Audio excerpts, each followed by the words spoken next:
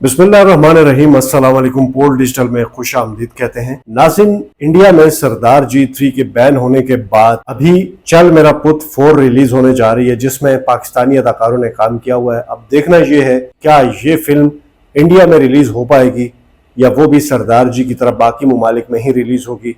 रिजवान साहब हमारे साथ मौजूद है, उनसे पूछते हैं। अस्सलाम वालेकुम रिजवान साहब। वालेकुम सलाम। यार, एक बड़ी खुशआइंद बात है, मैं तो कॉमेडी के शौकीन हज़रात के लिए उसको एक खुशखबरी भी करार दूंगा, लेकिन साथ ही जिन्होंने ये फिल्म प्रोड्यूस की है चल मेरा पुत 4, आप समझते हैं कि उनके लिए कोई अलार्मिंग सिचुएशन भी हो सकती है? क्योंकि सरदार जी 3 के बाद तो जाहिर है, आप क्या देखते हैं कि उस फिल्म को इंडिया में रिलीज नहीं होने दिया गया। देखिए, तो चल मेरा पुत में भी यही कुछ हो सकता है, क्योंकि उसमें भी पाकिस्तानी आर्टिस्ट ने काम किया हुआ, और वो तो इससे पहले उसके तीनों पार्ट्स जो हैं वो बहुत ज्यादा सक्सेसफुल है। बिल्कुल ऐसे ही। अच्छा फैसल साहब, एक बात तो ये कि चल मेरा पुत 4 का मैंने ट्रेलर देखा और उसमें मुझे थोड़ी सी हंसी भी आई कि अभी आपने देखा होगा हालिया दिनों में इफ्तिखार ठाकुर साहब बड़े बदनाम हुए इंडिया में। वो जो अपना बयान दिया था तो ट्रेलर में जानबूझ के इफ्तिखार ठाकुर साहब की पूरी एंट्री सबको स्क्वीज किया गया, या तो मेरा ख्याल मूवी में इनका जो किरदार है वो बहुत कम कर दिया गया है, और फिर ट्रेलर में जानबूझ के इनका वो जुमला जिसमें इनको वो कॉमेडी अंदाज में कहता है कि तुम्हें छित्र पड़ने चाहिए, तुम बदतमीज हो, तुम जाहिल हो, वो लफ्ज इस्तेमाल किए गए, जो कि मजाक में ज़्यादा। मूवी में देखेंगे तो उसका कॉन्टेक्स्ट अलग है, लेकिन ट्रेलर में इफ्तिखार ठाकुर की बेइज्जती को प्रोमिनेंट किया गया, बेइज्जती पेश की गई ताकि वहाँ जो इंडिया में इनको हेट मिला है तो वहाँ वो लोग कहें कि जी इस मूवी में इनकी बेइज्जती ज्यादा हुई है, तो इसलिए इसको यहाँ मूवी को इंडिया में लगाने की इजाजत दी जाए। कोई बात नहीं रिजवान साहब, टेंशन नहीं लें, ठाकुर साहब का जवाब आप मूवी में सुन लीजिएगा। तो वो अब इस मूवी में नासिर चनोटी साहब हैं, इस मूवी में अकरम उदास साहब हैं, इफ्तिखार ठाकुर साहब हैं, और ट्रेलर इसका लॉन्च हो चुका है। सिमी चाल साहब हैं, अमरिंदर गिल साहब हैं, और इंडिया के एक्टर्स हैं। तो अब जैसे सरदार जी आई थी दिलजीत दोसांझ की, अब वो इंडिया में नहीं गई, लेकिन उसके बावजूद उसने पूरी दुनिया में अपने रिकॉर्ड कायम किए, 60-70 करोड़ रुपया बिजनेस कर लिया है, और जो उसके ऊपर कॉस्ट आई थी वो उन्होंने पूरी कर ली। तो इससे फिर हौसला मिला है, उल्टा पैसे बचा भी लिए। उससे जो प्रोड्यूसर्स हैं उनको हौसला मिला है। इसका मतलब है कि अगर इंडिया जैसी मार्केट, इतनी बड़ी मार्केट है, अगर वो मार्केट अगर हमें नहीं मिलती तो उसके बावजूद भी हमें प्यार करने वाले इतने लोग हैं, पाकिस्तानी पंजाबी और इंडियन पंजाबी, जो कि मूवीज की जो कास्ट है वो पूरी कर रहे हैं। तो इसका मतलब है कि दुनिया भर के जो पंजाबी हैं वो चाहते हैं कि दोनों पंजाब मिल के रहें, आपस में मिल बांट के काम करें, एक दूसरे के साथ दोनों का इत्तेफाक हो, बजाय इसके कि नफरतें हों। तो मोहब्बत करने वाले ज़्यादा हैं, नफरतों वाले कम हैं। तो ये मोहब्बत करने वालों की फतह है, सरदार जी की कामयाबी जो है ना, मोहब्बत करने वालों की फतह है। तो इसी तरह से अब ये चल मेरा पुत 4 आ रही है, इनको भी हौसला मिला कि यार ये खुशकिस्मती है पंजाबी सिनेमा की कि पाकिस्तानी जो है वो एक प्यार करने वाली कौम है। मोदी की इतनी बेगैरतियों के बावजूद भी वो उस तरह का जवाब नहीं दे रहे जिस तरह का जवाब देना चाहिए, या हम उसको खैर ज़ाहिर है इनकरेज नहीं करते कि आप नफरत का जवाब नफरत से दें। लेकिन आप मुझे बताएं कि अगर पाकिस्तानी भी वो देखने से बायकॉट कर दें तो ज़ाहिर है इनकी इंडस्ट्री पे कितना ज़्यादा फर्क पड़ जाएगा। देखिए, पाकिस्तानी सिर्फ पाकिस्तान में तो नहीं, पूरी दुनिया में पाए जाते हैं, और अगर वो इंडिया में रिलीज नहीं होती तो मुझे बताएंगे जो सिख भाई हैं हमारे, वो कितने रह जाएंगे पीछे।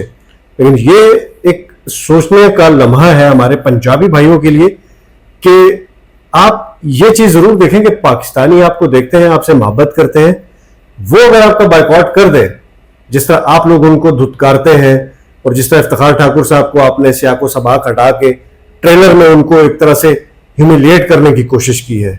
बिल्कुल ऐसे। देखिए, बात यह है कि ये जो नफरत है ना जी, ये अब देखें एशिया कप हो रहा है, उसमें अभी वर्ल्ड चैंपियनशिप हुई, उसमें इंडिया ने खेलने से इनकार कर दिया, मैच कैंसिल हो गया। अब एशिया कप में वही Indian team, main Indian team आ रही है, और वो लेजेंड्स वाली टीम नहीं खेल रही, उन्होंने इंग्लैंड में जाके खेलने से इनकार कर दिया। अब इंडिया की टीम ऑल द वे जा रही है, फ्लाई कर रही है, एशिया कप खेलेगी। उसमें एक लीग मैच 14 सितंबर को हो रहा है, दूसरा शायद जो प्ले ऑफ से जो होंगे उसमें भी आमने सामने आए पाकिस्तान इंडिया। बहाना निकाल लेंगे, पहले अफरीदी का कह दिया, वो तो अनाउंस हो चुका है, वो तो इंडियन गवर्नमेंट ने परमिशन दे दी है, वो तो यूएई में हो रहा मैच, वो तो मैच होंगे, डेफिनेटली होंगे। तो अब उस पर इंडियन मीडिया भी शर्मिंदा है कि हमने क्यों इतनी नफरत जाकर की, हमें नहीं पता था ये मोदी कल को जाके पाकिस्तान की गोद में बैठ जाएगा। तो मसला ये कि अब पूरी दुनिया में जो ये जो हालिया जंग हुई ना, इस पे इंडिया का जो एक पलड़ा था ना जी, इंडिया का जो पलड़ा था वो बहुत नीचे हो गया। अब इंडिया को, अब देखिए ना, इंडियन मोदी साहब जो है ना मालदीव जा रहे हैं, मोदी साहब कंबोडिया जा रहे हैं, मोदी साहब को थर्ड क्लास किस्म के कंट्रीज कहना नहीं चाहिए इनको थर्ड क्लास, लेकिन जिन मुल्कों में चलो हम तीसरे दर्जे के कह देते हैं, जिन मुल्कों में जो निस्बतन कमजोर है, जिन मुल्कों में जाना मोदी साहब कभी जी, जी। गवारा नहीं करते थे, उन मुल्कों में इनको जाना पड़ रहा है कि चाहे इनकी सपोर्ट ही मिल जाए, लेकिन मोदी साहब को फिर भी कोई सपोर्ट नहीं मिली। तो फिर वो जो उनकी हिंदू लॉबी है वो अपना गुस्सा उतारती है मूवीज पे, आर्टिस्टों पे, उनको उनके ऊपर तनकीद करके उनकी मूवीज बंद करके, यानी जो एक बची हुई इंडस्ट्री है उसको भी तबाही के दहाने तक यही लेके आ रहे हैं। कि अब बॉलीवुड ऑलरेडी तबाह हो रहा है। अभी आपको पता है फवाद खान की फिल्म थी, पूरी बन चुकी है, सिर्फ डिस्ट्रीब्यूशन होनी है, रिलीज कुछ अबीर गुलाल करके कुछ जो जी जी फिल्म जी। थी, ओके। अब वो मेरा ख्याल है ये जो चल मेरा पुत 4 आएगी ना, इससे फिर हौसला होगा, और उसके बाद मेरा ख्याल है कि फवाद खान की फिल्म भी रिलीज होगी इंडिया के अलावा बाकी दुनिया में, और इंडिया में वैसे ही ये फिल्म चल जाती है, आपको पता है नेटफ्लिक्स है, अमेजोन है, बाकी ऐसे सोर्सेज हैं, पायरेसी है, पायरेटेड वेबसाइट्स हैं, वहां पे लोग। तो रिजवान साहब ये जो सरदार जी 3 है, ये इंडिया का जो ओटीटी जो प्लेटफॉर्म्स है उन पे भी बैन हो गई थी? उन पे बैन हो चुकी है, लेकिन जो पायरेटेड वहां पे अच्छा, प्लेटफॉर्म्स हैं वहां पे अवेलेबल लेकिन है। रिजवान साहब पायरेटेड बहुत से लोगों ज्यादा ने फिर देखा वो है। प्रोड्यूसर्स को तो फायदा नहीं पहुंचेगा ना, उससे Obviously तो नहीं हो रहा, जो पायरेसी वाला माफिया नहीं हो रहा, लेकिन लोग तो देख रहे हैं, हाँ देख रहे हैं, और उसके ज़ाहिर है मैसेज वो तो डिमांड पहुंच तो रहा बढ़ रही है, मैसेज तो बिल्कुल पहुंच रहा है। बिल्कुल बिल्कुल। तो आस्ता आस्ता लोगों को जब चस्का बरकरार रहेगा लोगों को देखने का, तो आस्ता आस्ता फिर चीजें बेहतर होती हैं। वो ये नहीं है कि वो उनकी कोशिश थी कि वन टू ऑल हम बैन कर दें, वन टू ऑल बैन तो नहीं कर सके। और मेन बात जनाब कि ये जो है ना, इसका सबसे ज्यादा नुकसान जो प्रोड्यूसर्स है वो इंडियन है, इसका मेन बेनिफिट इंडियन इकोनॉमी का होना था, अब मेन नुकसान भी इंडियन इकोनॉमी का हो रहा है, यानी कि वो अपने पाँव पे खुद कुल्हाड़ी मार रहे हैं। तो हमें क्या, रिजवान साहब वैसे मोदी साहब को, या आप क्या समझते हैं कि मोदी साहब को आर्टिस्ट से खतरा है, या वहाँ के जो आर्टिस्ट है उनको पाकिस्तानी आर्टिस्ट से खतरा है?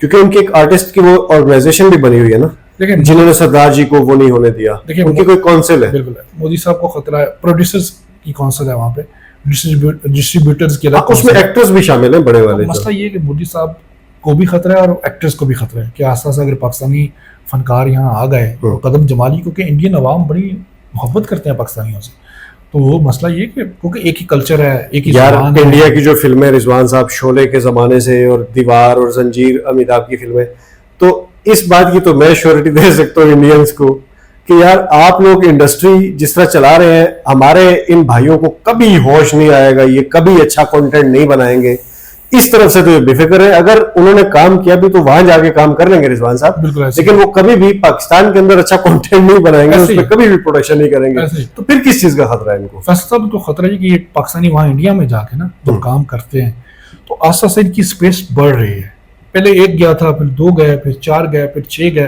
पहले उनकी म्यूजिक इंडस्ट्री पे वो उन्होंने छाए हैं। खतरा है कि आस्ता आस्ता ये पाकिस्तानियों की डिमांड ज्यादा हो जाएगी, इनको पैसा भी ज्यादा मिलना शुरू हो जाएगा। जैसे आईपीएल में भी पाकिस्तानी बैन किया इसलिए कि जिस सीजन में पाकिस्तानी खिलाए थे सारे मैन ऑफ द मैच यार पाकिस्तानी, इस बात पे तो मैं बहुत सारा खुश हूं प्यार कि वो पाकिस्तानी को आईपीएल मिला में था। बैन है।